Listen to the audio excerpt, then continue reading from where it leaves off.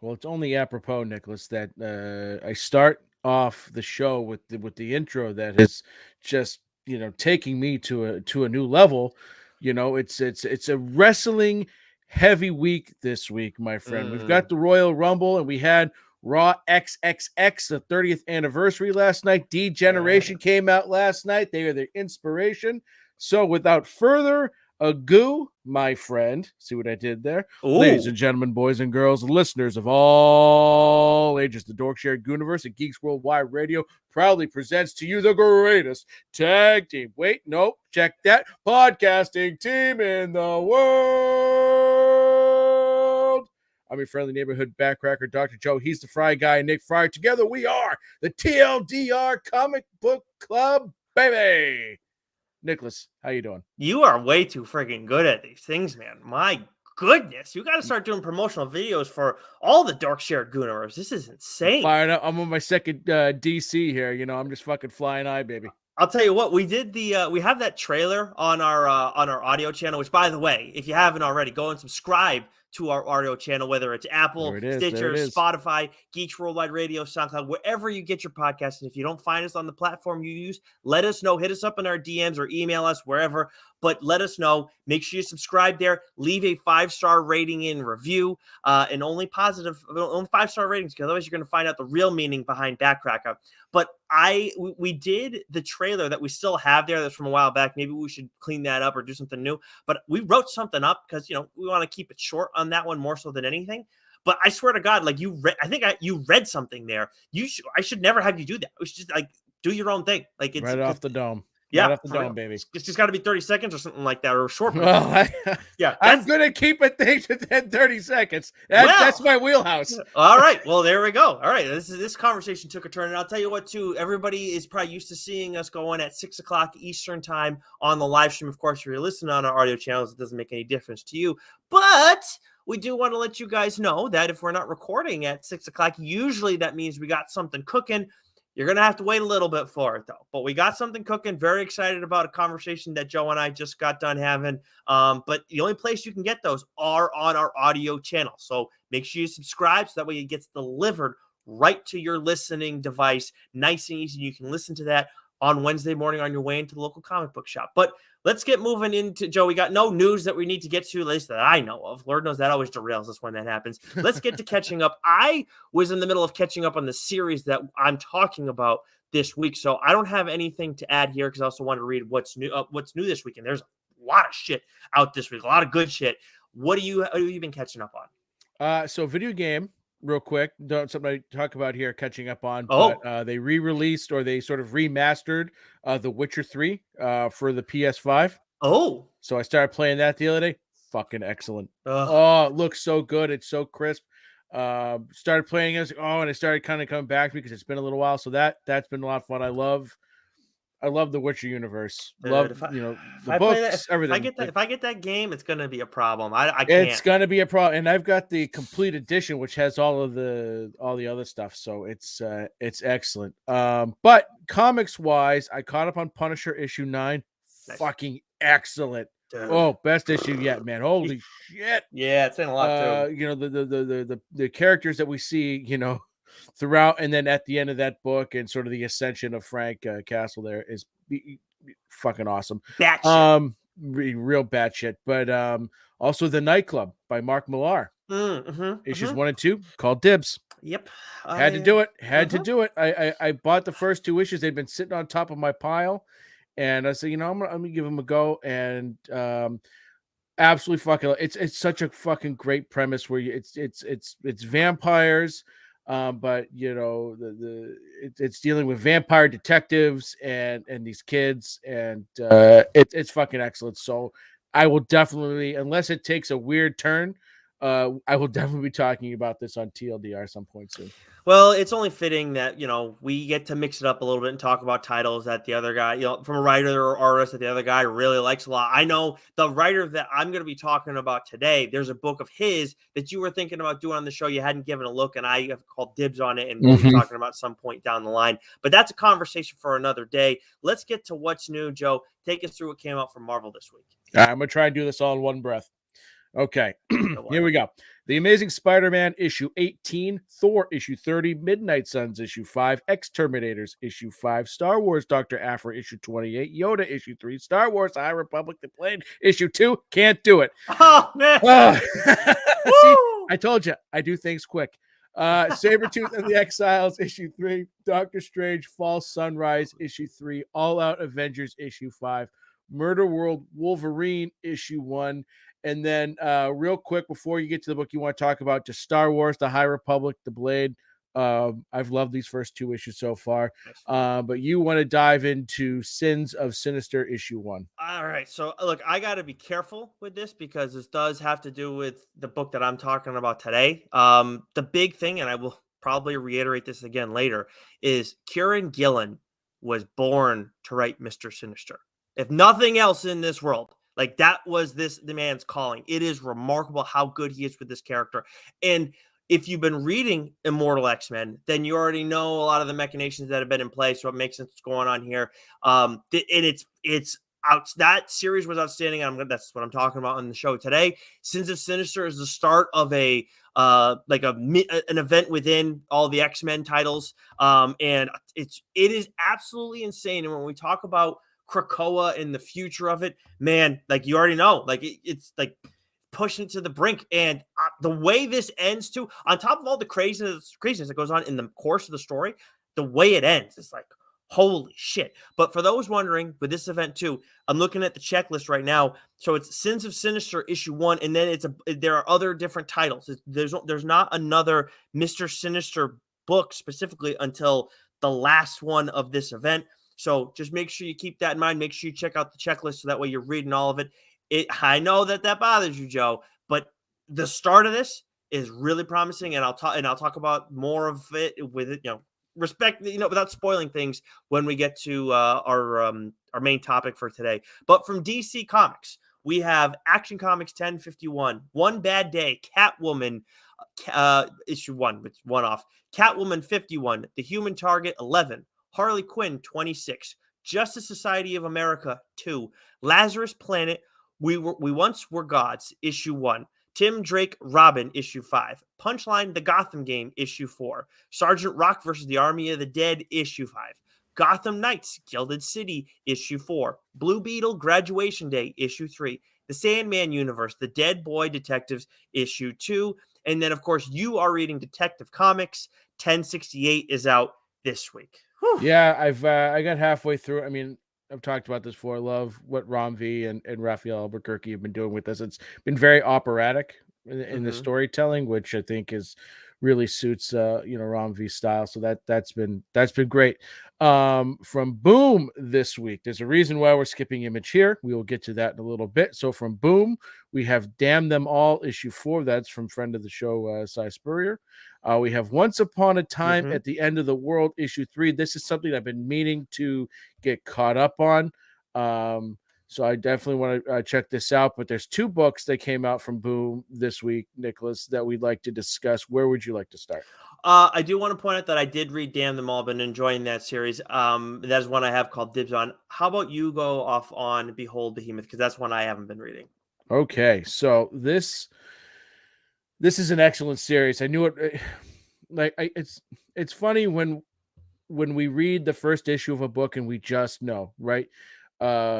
Radiant Black, for example, you just knew, right? There's other books where we read them and they kind of grow on us. We go, yeah, we're going to talk about them on the show. Like Behold Behemoth is such a great premise, where you've got sort of this weird master and apprentice relationship, but it isn't. It's really it's about a story of where there's always a pairing, but one has sort of got these powers from hell and one has them from heaven, and they have to be paired together to sort of keep each other checks and balances.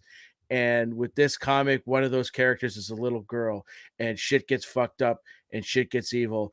And it's great sort of apocalyptic, monsters, trying to take over, and everything about it is fantastic. There's great suspense. There's this issue in particular, gave us, a lot of backstory. So the first 2 issues sort of happen, and you're going, "Whoa, this is fucking awesome!" But I still don't really know what's going on, which was great because then this issue sort of gives you everything that the answers to the questions you were asking from issues 1 and 2, and then sets up where it's going to go. So this has been an excellent series so far.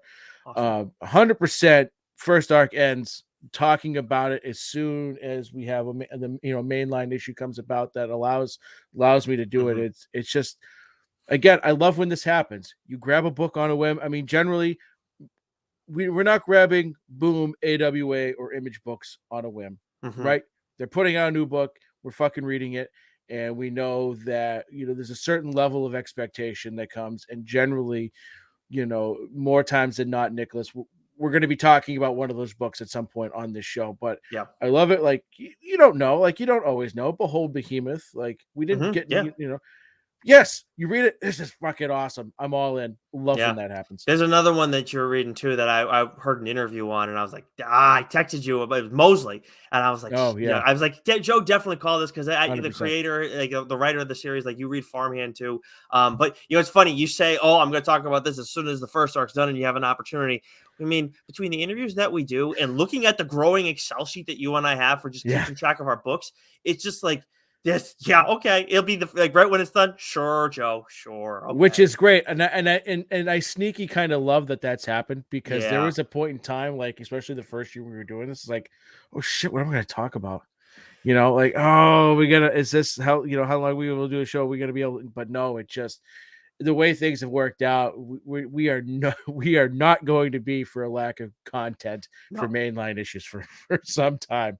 The important lesson for that from everybody is if you're trying to do a lot and you're doing a lot, but it feels like you don't have answers to what you're trying to do, just write it down. Write things down. It makes it so much easier because it's like Joe and I have always had plenty to talk about, but it's always like, wait a minute, what, like, what, I don't know where to go. And then it's like one random day when you don't need an extra book. It's like, oh yeah, I have like these 3 I need to talk about. And once you write them down, makes life a lot friggin' easier. Sure does. Now, a book that I've also really enjoyed a lot, and you have caught up on with me too, that I wanted to touch on really quickly, is Mighty Morphin Power Rangers TMNT Volume 2, Issue 2 is out this week. A lot of fun action. The big thing for me coming out of this is the end of it. Yes. There's obviously we're not going to spoil it, but like you have no way of seeing it coming. Even us telling you you're not going to expect the ending. Like the first issue was definitely like a holy shit. This was like a, oh fuck, and I got my head going in 5 different directions. And the first thing is too, did not see that coming at all.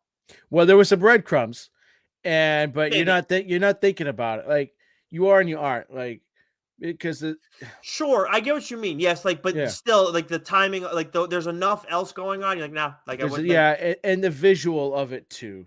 Right? Oh my god, that's a cover. It was fucking awesome. So I mean, I read the first volume of this in an hour. Absolutely loved it. So I could start reading this, and now I hate that I can't binge this. I've got to wait, month to month, but it's excellent, man. It's good. It's good Turtle Ranger fun. Yeah, it sure is. And I'll tell you what too, the cover too. Speaking of like the final page could absolutely be a cover. The main cover for this, Dan Moore. I mean, I don't need to say much, but like this, I love this cover, and it's pretty simple too. It's just the Turtles and the Rangers, but he just does such a good job with all of them. So really enjoying this series. And this is one too for like, if you're trying to get a younger reader interested in these characters, interested in comics, I think you're on the same page with me, Joe, right? Like get them that first volume and then start getting them on these single issues.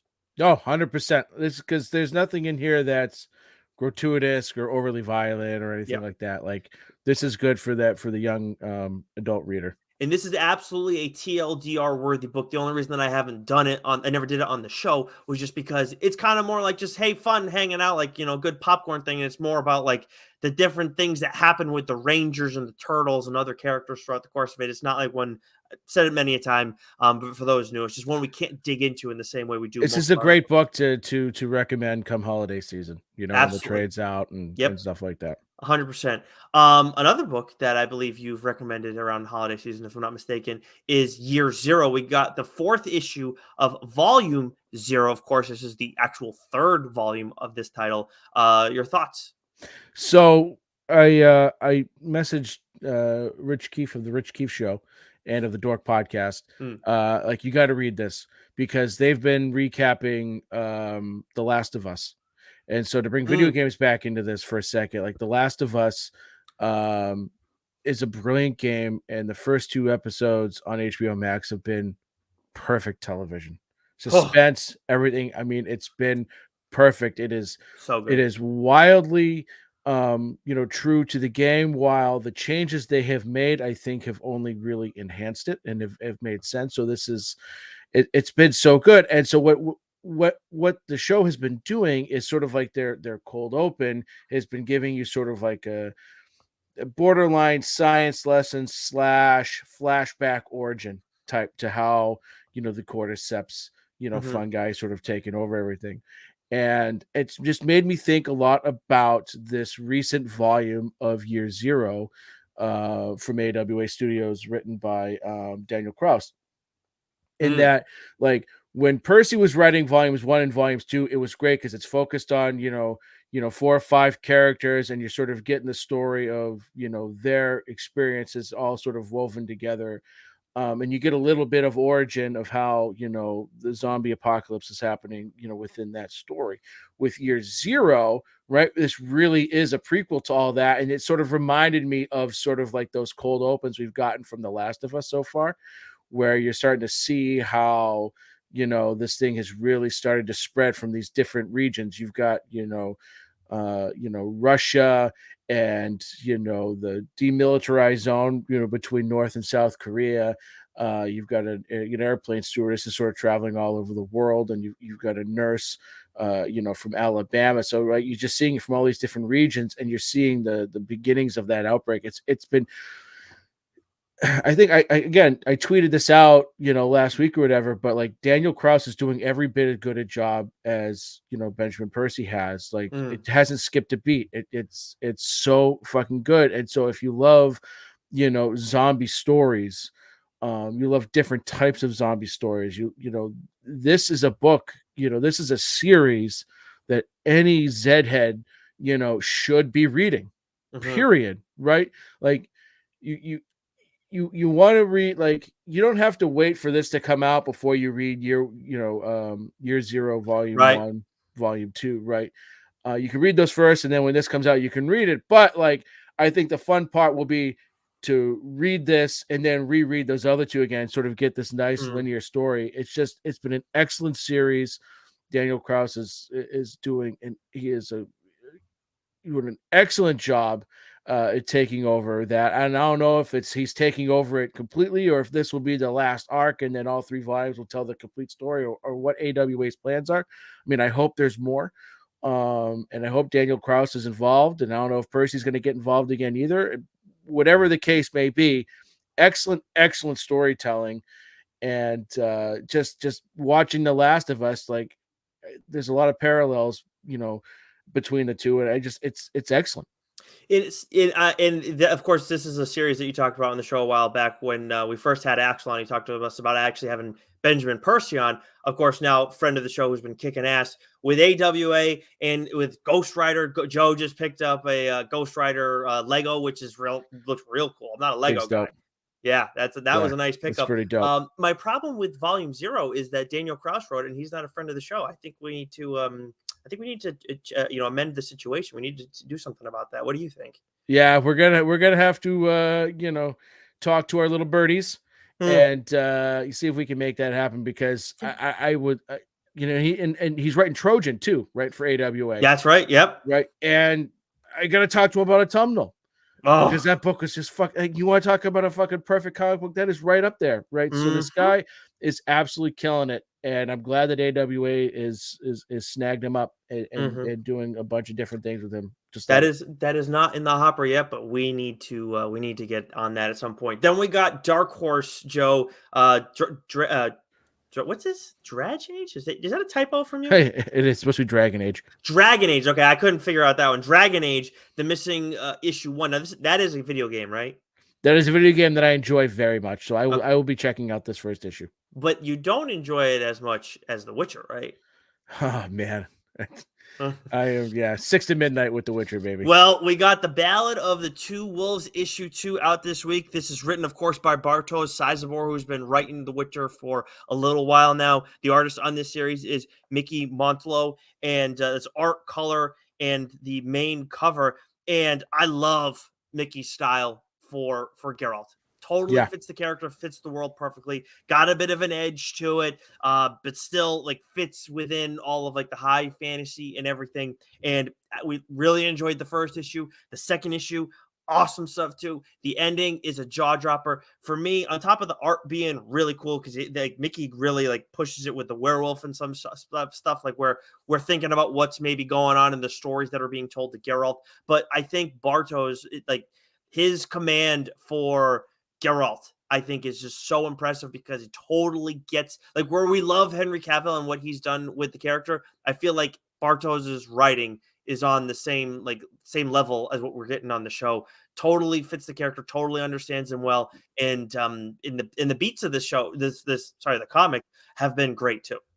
Yeah, what I love about this is that his Geralt feels very much like the video game Geralt, and feels very much like the the book version of Geralt. Especially listening to those books on audio tape has given me a better sense of sort of what my Geralts and how I picture and hear Geralt to sound like and look like, and just sort of his feel. But what I love about this book, especially this issue, is fucking Dandelion. He was fucking great, man. Just sort of like singing his ballads, and and then you just have Geralt going, well, no, that wouldn't actually happen, or that's already been proven to be false, and because he's just trying to do his thing, write a cool ballad and have it sound cool, and go on.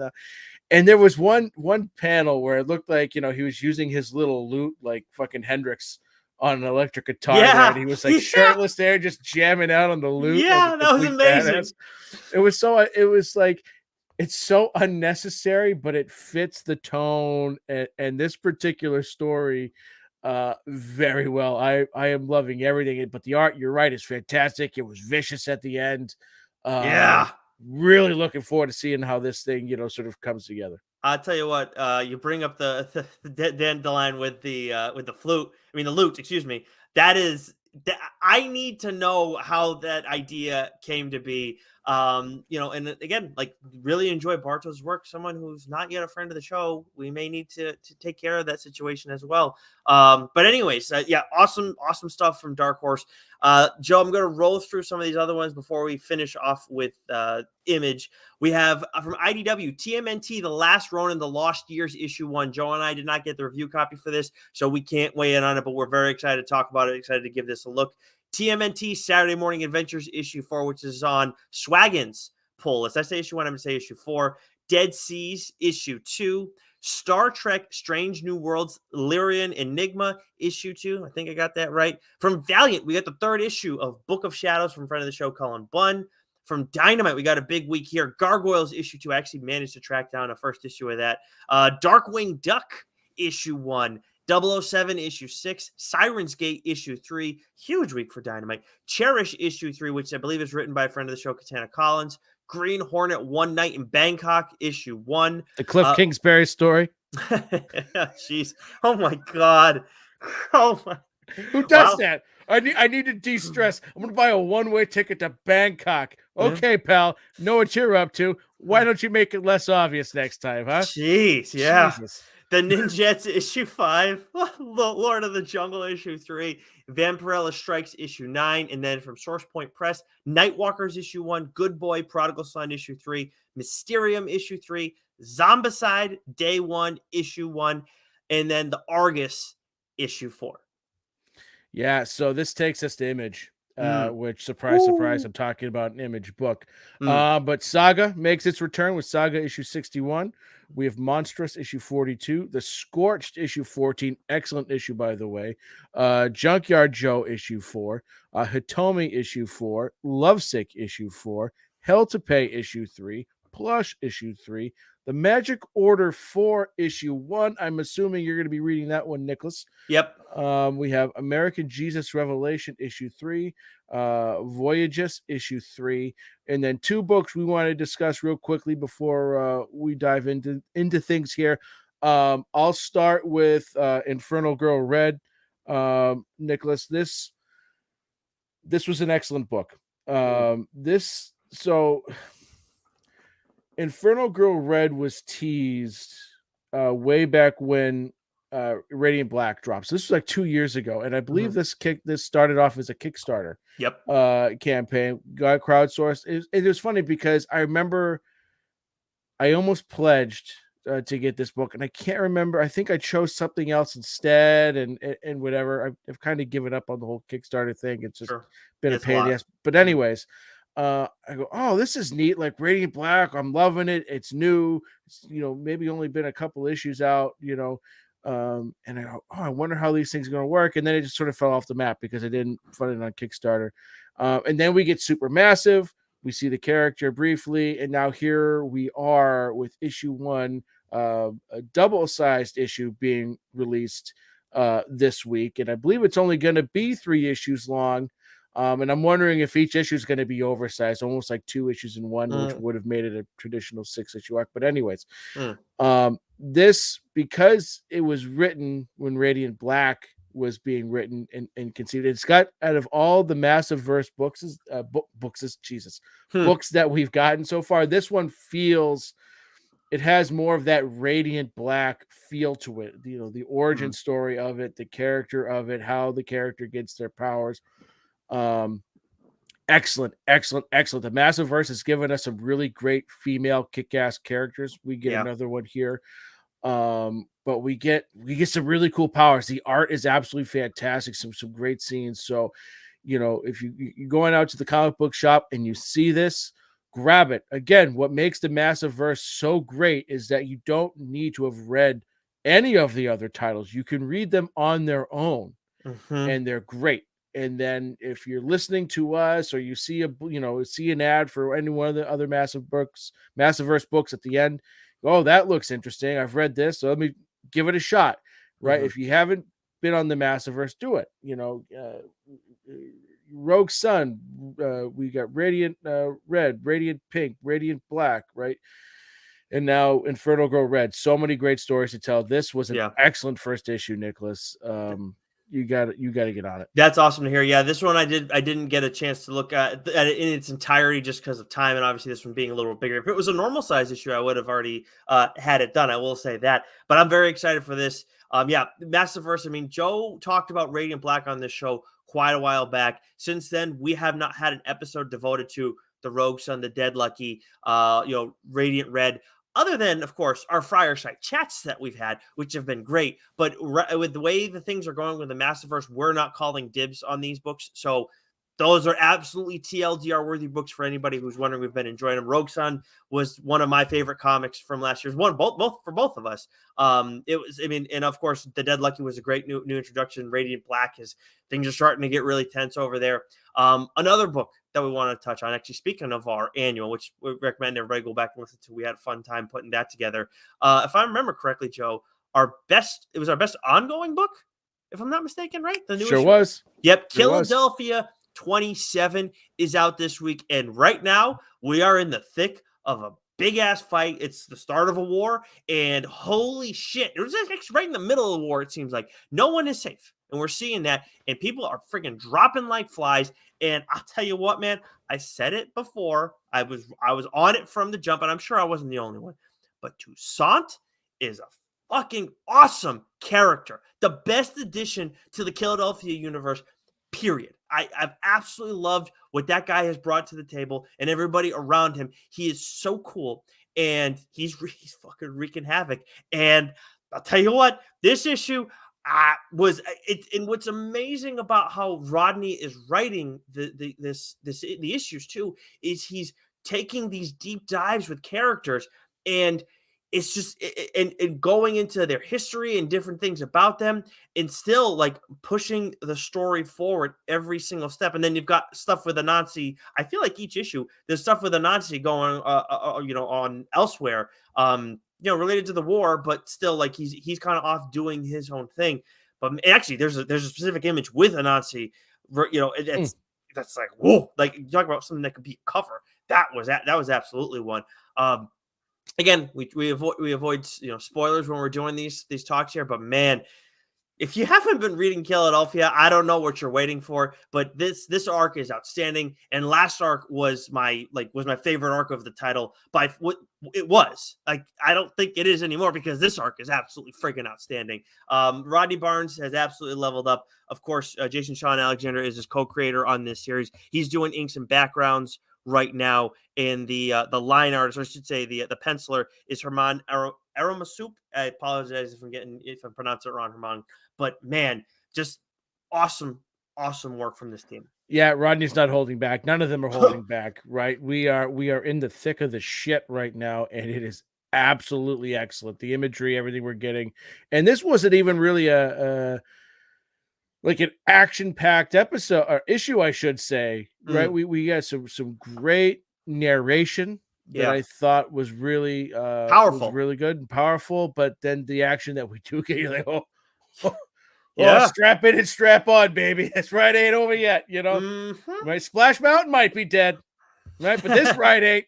This ride is fucking cooking, baby. Yep. And it is absolutely excellent. I mean, everything about it is so good. So I love that, because now when I go to read issue 28, it's like, well, who's gonna bite the dust this issue? What's gonna happen here? So now like there's something there, and it's excellent. It's like the way that he's done it is just, again, with that, like if you've read the first two issues, you know what I'm the two most recent issues, you know what I'm talking about. It's a unique style, a unique approach, I should say.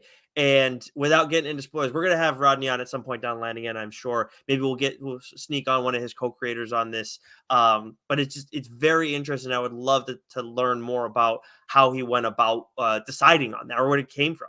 And know what I love too is that Rodney still hasn't lost himself in terms of like the emotional impacts, the father-son relationships, That's right? still there. And so we still have, like, again, back-to-back. We have all this craziness going on, but you still have, Jimmy Sangster and still dealing with, with family stuff, and now he's trying to figure out who he. It's so good, like the bits that made some of these characters who they are.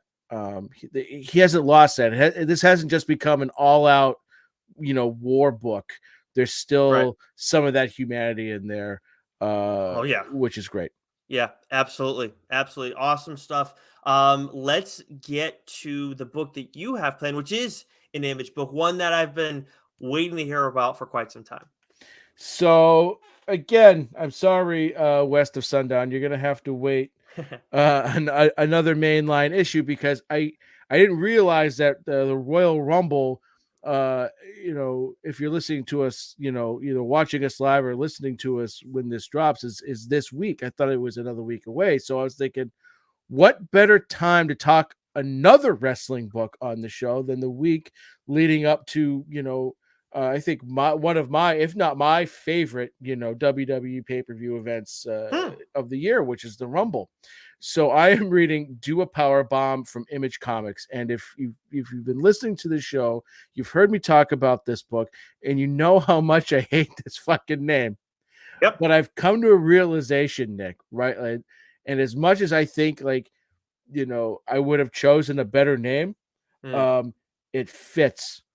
It's actually kind of perfect for the book, and just because of the wackiness, the craziness, the over the top, no pun intended, aspect of the book.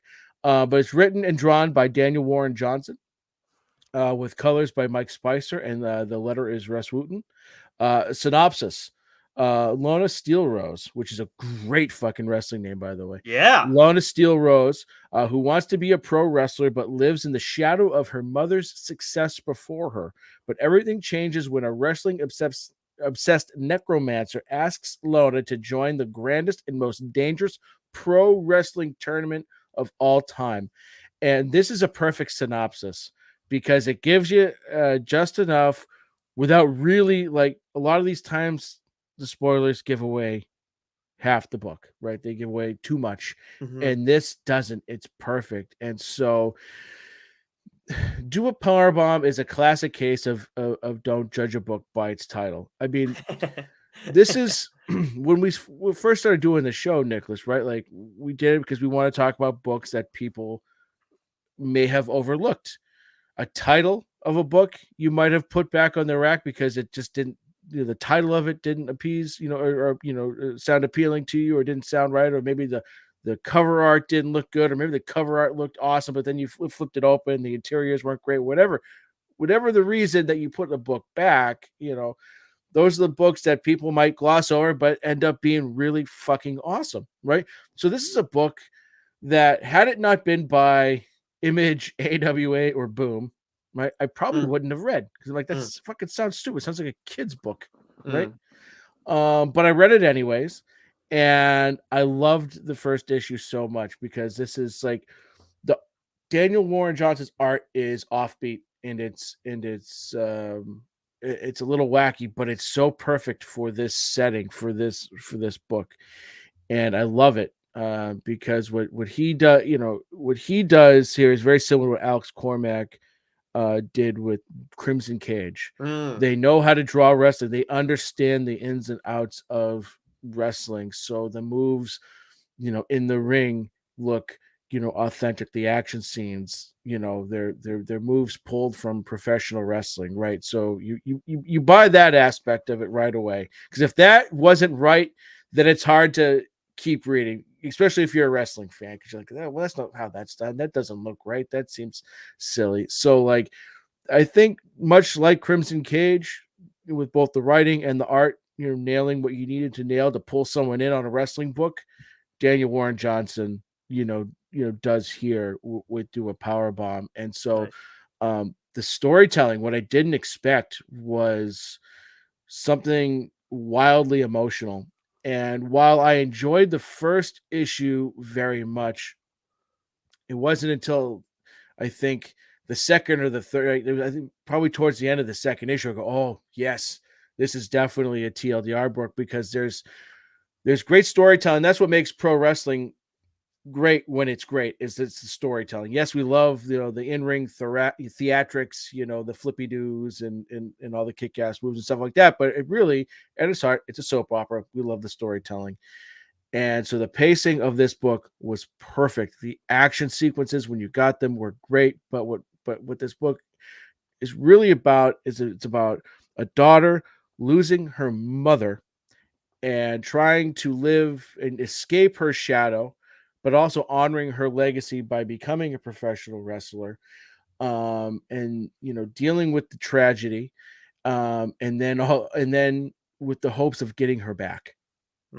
Right. So it's not a spoiler. This happens in the first issue. I Okay. always feel very free to talk about what happens in the first issue. Hmm. Is you got a young girl. She's in the stands at an indie, right? What feels like a 1980s independent wrestling show that would have happened somewhere in the Southern Territories. And she's in the stands with her uncle, and her mother, right, is this, just think of, like, she's the best of the best at what she does, and she's in an intergender wrestling match fighting Cobra's son, who is this big hulking brute of a guy in a mask, and they're having an absolute banger of a match. But it sometimes happens, an accident happens, and the mother dies. Damn. And so then we flash forward, and the girl, you see her, she's working the high school gyms, trying to make a name for herself. She just doesn't quite have what it takes. Her mom's legacy is something that she probably won't ever live up to. It's a hard thing to live up to. She's got her dad telling her, just, you're gonna get hurt. I don't want to see what happened to you happen to your mom. This is, so like there's a lot of like really good elements here for storytelling. And the way the first issue ends, which is wild, is that this girl is leaving, the gym, and she gets approached by this punk looking hair spike chain wearing weirdo who says, I'm looking for wrestlers, come with me. And he's sort of like this interdimensional wrestling promoter. And that's sort of how the first issue ends. And where the story goes, it's basically he makes her an offer. You can get your mother back, but you have to win this tournament. And it's a tag team tournament. And he and the person that he tags her up with is absolutely wild. And that was the moment I go, yes, I'm in. That is such good storytelling. That was the moment. Okay. I go, that is such good storytelling. I mean, the premise of like this idea of bringing your mother back, that was good, but it was like that little twist. I go, that's it. This is perfect. This is like everything you love about like wrestling storytelling and just storytelling in general. And then like each, issues 2, 3, 4, 5, right? So is, revolved around, her learning how to become a better wrestler, going up against these teams, making their way through this tournament, fighting against insurmountable odds against other tag teams who all have been promised like the same thing. Like essentially you win, you get one wish, and all these, and you learn about their opponents, and like, well, you kind of want to root for them too, because they're fighting for something that they've lost or something that they want to get back. Or some of these guys are just real nasty fucking animals, and you want to see them, get bludgeoned, right? And so, again, like the level of storytelling is great, and the art, while it's not like the typical art style, I've read some other, in books where Daniel Warren Johnson's been the artist, and I enjoy his art style very much. I get how it might not be for everyone, but that's art. It's subjective, but like it fits this post-apocalyptic sort of punk interdimensional wrestling perfect, right? And if you're a fan of wrestling, you'll really love it because, again, Daniel Warren Johnson, he knows the ins and outs of professional wrestling, it seems, whether it's the in-ring stuff or it's the out-of-the-ring stuff where it's, dealing with like showing you the peek behind the curtain of what, a professional wrestler is like when the lights are off, or whether it's, the promo work or whatever, and then how it ends and how it all comes together. It's just, there's suspense in every issue, because it's that will they, won't they, how are they going to pull off the odds, or what's going to happen until you finally get the ending. And so absolutely tremendous book. Your characters real quick. Lona Steel Rose, she's a teenage girl. She's obsessed with wrestling. Her mom was US Steel Rose. She was the top woman, right? And then just sort of, her tragic story. You've got Cobra's son, who's sort of the top heel. He was the wrestler that had killed her mother. So the hatred for him, you get that a lot, throughout the story. And then you have Willard Necrotron, who's the necromancer. He was sort of like, you get his backstory. He was a one-time warlord who was not very good at being a warlord. He gets banished to this place. He gets bored. He loves wrestling. So he comes up with this tournament, right? So like, again, it's offbeat. There's some levity in here, but there's also some really heavy emotional stuff. And it's just so good. So like, if you're, I wouldn't say there's like horror bits like there was with the Crimson Cage, because that was a retelling, of Macbeth. So, but this is just, an oftentimes violent but great wrestling comic, great wrestling story, that I think wrestling fans and non-wrestling fans can enjoy. I think the wrestling fan will really enjoy it, but like, I think if you were to read this, Nicholas, too, you'd be like, that's really good storytelling. I can't believe, wow, that makes so much sense why they did this. And then when you get to the end, you're like, what the fuck? And then it was just so good. So I'm going to put you a little bit on the spot here. Now we talked about Crimson Cage on here. We've had John Lees on the show. We love his work. There's more sync stuff coming later in the year. Holy shit. That's a conversation for another day. But Crimson Cage, kick ass. I read that. I have not read Do a Powerbomb just yet, but I do plan on reading it. I'm curious, when you consider the wrestling fan who doesn't read comics, and then you look over to someone like me who reads comics but isn't a wrestling fan. I understand that both types of people can enjoy both of these books, but which one are you recommending first to the wrestling fan, and which one are you recommending first to someone like me? Oh, see, that's tough because they're both very similar in the way, again, like I described, like as in terms of like there's they're both very similar in the fact that they're both sort of in that indie wrestling scene. You know, I think Macbeth for the most part is a more like that is something that more people are familiar with, Hmm. and that is it's hard because I could really I really would feel confident recommending anyone.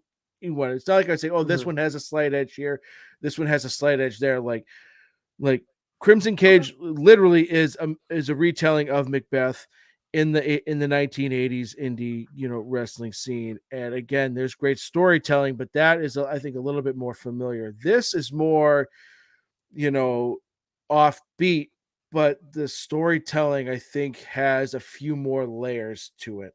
Mm, So I guess it all depends on what one is looking for. If they want something that's a little familiar, something that's a little bit more offbeat, but they both have great wrestling action panels. There's blood and violence, in both. mm, There's depth of characters. There's probably more depth of characters in Do a Power Bomb, mm, but there's a lot more horror and sinister, shit that happens in Crimson Cage. So that's maybe where they delineate a little bit. So mm. it just depends on what one is looking for. I enjoyed the fuck out of them both. Right. And they're both good for similar and different reasons. It's one doesn't really have a slight edge to me. I would just say read them both. They're just Yeah. that good. There you go. Can't go wrong that way. I that was the question that was like in my head most as you're going through all this, and more so than always ask the TV movie question, but and I assume this would be more like a movie because it's limited. Oh Short. yeah, yeah, because this takes place over. It's your classic, 2 hour movie where you can get some montages in there where you're going through the tournament a little bit, and you got some really great characters that you can highlight and show off. Yeah, 100%. This would be a movie. Awesome. Awesome. All right. Sweet. Dual Powerbomb, Image Comics. Good stuff, Joe. For me this week, I'm going to be doing a big two book, which I feel like, did I just do a big two book? Did one of us just do a big two book? Maybe I'm making that up in my head. I can't remember what we just did for issue 73. It just came out last week. I had the episode pulled up just a second ago too, and I've stalled just enough to remember it was Absolution and Nemesis that we did last week. So no, haven't done a big two book in a little bit. Yeah, because the episode before that, or the mainline episode before that, was our Manga Madness, and that was back in December. So, Immortal X-Men.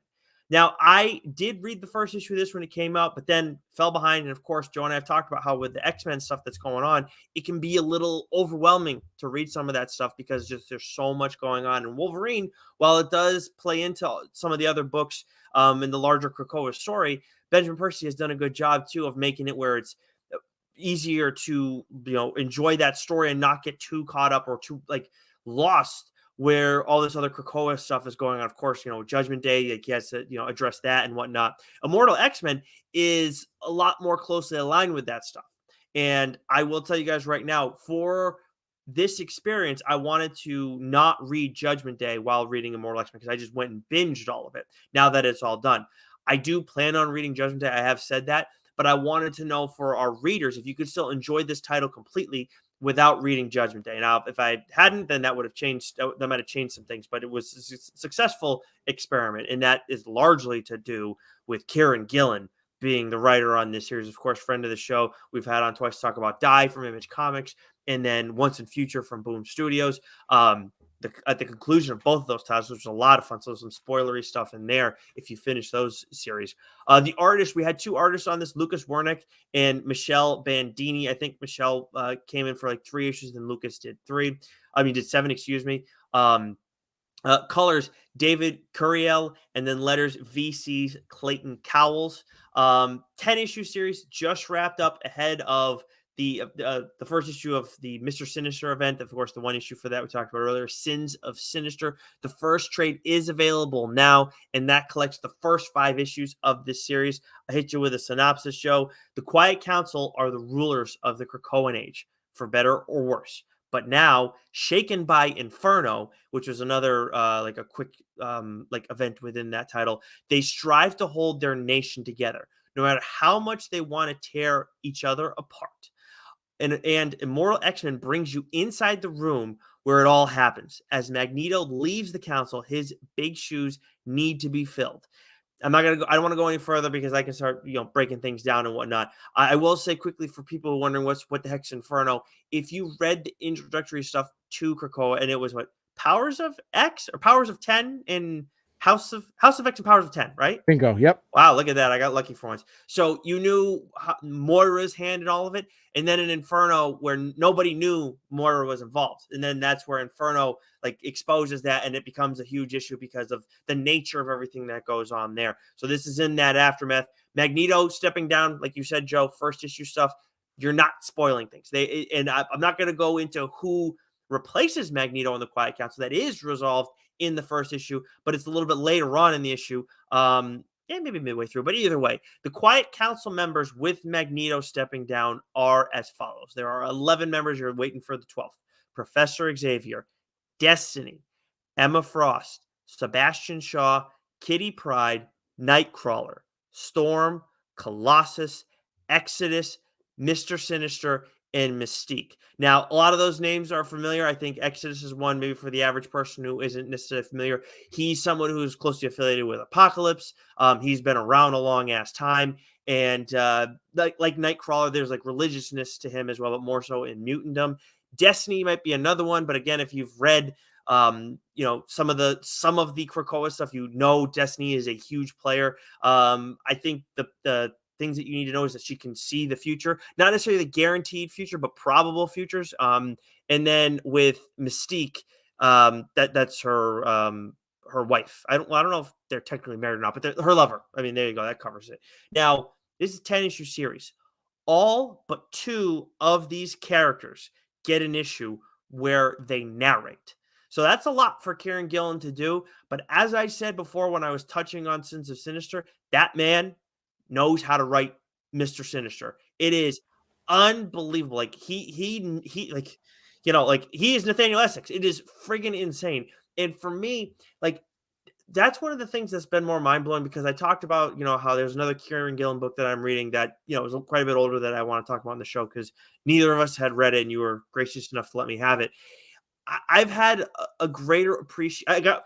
Kieran Gillen was outstanding in Die and Once a Future, and he's done a lot of other awesome work too. But I just recently have gotten a greater appreciation for some of his one bits of dialogue or narration that he writes, and it really comes to a head with he does a great job with all the narration with all of these characters throughout the course of the series. But man, whether it's Sinister's dialogue or his internal or his narration in the first issue, because he's the first one we meet, it's so good. He just understands the buttons to push, and then he keeps just enough from the readers too, where we know there's a lot going on, but it's there's a lot of twists and turns along the way. And this first issue opens up with Destiny in the past and Mr. Sinister in the past. I forget the actual year. I should have jotted that down. But the big thing there that people need to hold on to is Destiny, who can see the future, saying to Mr. Sinister, we need to be on the same side. And as you go along in things, especially the last few issues, that really you look at it, you remember those words because they do come up throughout, and it's the fuck is she talking about? What the hell is going on? We get some interesting flashbacks to the past. The first issue is mainly devoted to finding Magneto's replacement. And look, there's a lot going on with him. The end of like as much as Magneto's replacement is like a big deal, the end of the first issue of Immortal X-Men is like some big shit's going on. Like I said, yeah, Nathaniel Essex, Mr. Sinister, whatever you want to call him, shows his hand to the readers, and like it's big, but you really don't know how big it is. Like you like I was blown away by like in the 10th issue, it was just like, wait, what what the fuck is going on, man? This is it's so good, and that's why read Sins of Sinister, Joe, but don't read it till you've read Immortal X-Men, because you're going to have a much greater appreciation for that for the series as it gets going. And man, like I said, like with that issue too, the end of the first issue or the Sins of Sinister issue 1 is also another jaw dropper, especially when you know everything that's going on in that happened in Immortal X-Men. And again, you don't need to read Judgment Day to appreciate this. They will talk about Judgment Day, but they make it clear what it is about. Yes, there are things that happen in the course of it all, but they do a good enough job of like connecting the dots. Do I think it would probably be best to do it? Yeah, because there's certain things especially with what goes on with Mr. Sinister, just reading Immortal X-Men. Like I know there's a lot with it, there's things with him in Judgment Day. But it's very you can read this and not read that, and you will be fine. You will still be able to enjoy this, and you will still be ready to go for Sins of Sinister. Makes me wish they just gave the reins to the main X-Men title to Kieran Gillen and let him write all of this as just like arcs through the main line, because I love X-Men. Mm-hmm. I've always loved X-Men, but if you're not reading everything, it's like the mainline X-Men is like you find your time issue to issue, like Sure. not just like, oh, I need to go back and see what happened last issue. It's like, well, 1,000 things have happened between issues 17 and 18 that I'm not privy to because I'm just not reading all the other titles. So it's frustrating. It's still telling, like I can still understand where the story's going. Yeah. And I do plan on reading Immortal X-Men, and I do want to read Sins of Sinister. Like I get like titles like Marauders and stuff like that. Like you don't have to read those. Like I'm okay with those being sort of ancillary side stories you can read, Sure. and they're doing their own thing. But like, didn't read the fucking Judgment Day, event, which again, you know how I feel with events. Events should happen in a vacuum, right? And they shouldn't impact what's going on unless, and if they are, then like you need to just make that like the main arc of whatever you're right. That's just, but I get it. It's to sell more books.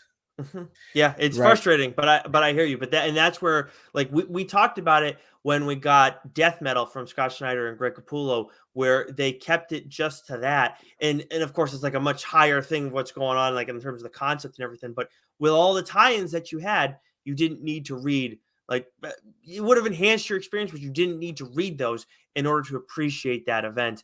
And again, like it's similar thing here where like you can read Judgment Day and it's going to make you appreciate Immortal X-Men more, but you are still going to enjoy this series. And part of it too is where with Kieran, like I think we touched on it a little bit with him when we had him on for Once and Future, where like this is like a political book, and yes, there's some action mixed in throughout all of this, but it's a lot of talking and a lot of internal like machinations, and then of course the narration is so important in all of it too, and we're getting the viewpoint of one character throughout each thing. And at first, when like we went from Mr. Sinister to I think I want to say it's Destiny was the second issue, but I don't think I'm correct in saying that. It was actually Magneto's replacement, who is the second person we hear from narration. I was like, I really wish it was just Sinister because Kieran did such a good job, but it makes it so much better with the way things end up because so much would have been given away throughout the course of it. But it is like a political book, like political machinations, and it's really interesting. I really like that, and I would love to see more of that from Gillen. That I think that could be really cool. I don't know where else he necessarily could do that, but yeah. And when we talk about hand in the reins to him, when as we already know, like Krakoa is starting to deteriorate because we're hearing all the announcements from Marvel. I wouldn't mind seeing him, you know, if he's up for it, like be like the next Puppet Master and all this, and give him a book like Immortal X-Men if you can do another one like that, because that would just make a lot of sense. So this like, and again, if you just appreciate like good writing, like we're not talking about plotting, I'm talking about like good liners and whatnot. Like that's on full display throughout the course of this. Kieran Gillen does an outstanding job, and I barely touched on the art too, but between Wernick and Bandini, awesome stuff. Some really cool, just like, you know, posing throughout all of it, because again, there's action, but not quite as much as you might expect from like from a superhero book. But their action is great too, and then you do, I think, notice when it goes from one person to the other, but also we're dealing with different narration, so it's not an issue, and it's not that far of a jump where it's like, what do we like? What happened here? So Immortal X-Men, awesome stuff. Really made me fall in love with Mr. Sinister as a character, like to the point that like I'm like looking up action figures to get. Wow, look at that. We have looks like we have a guest joining the show. I say something? No? Okay. Wow. No Bluey talk? Okay. Well, I think now is a good time as any to wrap things up, Joseph. Yeah. If I can. Well, keep your peepers popped for next week. But until next week, Joe, stay sexy. Know it. Bye.